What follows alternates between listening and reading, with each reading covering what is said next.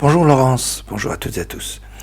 En cette avant-veille de Rosh Hashanah, j'aimerais attirer votre attention sur le plus important et l'accessoire, notamment dans la prière.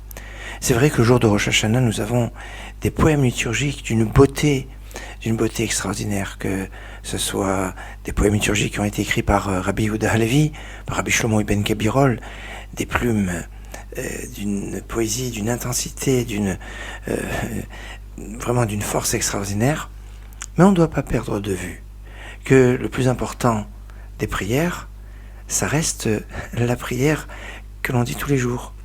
Le Shema Israël, la Hamida, les bénédictions du Shema, les psuké des Imra, les psaumes que l'on dit en introduction à la prière, même les korbanot, les sacrifices qu'on dit au tout début de la tefila, ont une importance beaucoup plus marquée que les poèmes liturgiques que l'on fait uniquement le jour de Rosh Hashanah. Certes, ces poèmes liturgiques sont souvent liés avec de beaux airs, des airs qui nous entraînent et que l'on aime bien retrouver, chanter.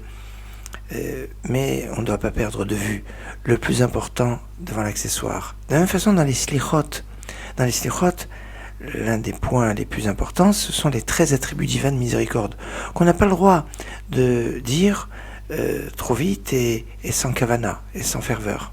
Alors, bien évidemment, on doit dire tous les poèmes liturgiques que l'on peut avec une grande ferveur, les bons chants, mais on ne doit pas bâcler les 13 attributs divins de miséricorde. C'est Hachem, Hachem, Kel, Rahum, Vehanoun, Erech Hapaim. Ce passage qui des fois est lu avec comme la charge, la cavalerie. Non. On doit essayer de prendre son temps. Alors, si on ne va pas se disputer avec les autres personnes minyanes, si les autres ont l'habitude d'aller vite, on peut, comme c'est un passage qu'on peut dire qu'avec le minyan, c'est pas grave si on a commencé à le dire avec le minyan et que le minyan a terminé, qu'on continue bien à sa vitesse sans perturber toute la communauté, non. On va à sa vitesse, doucement, et on le dit avec ferveur, avec pensée, avec une attention soutenue. Shavua Tov.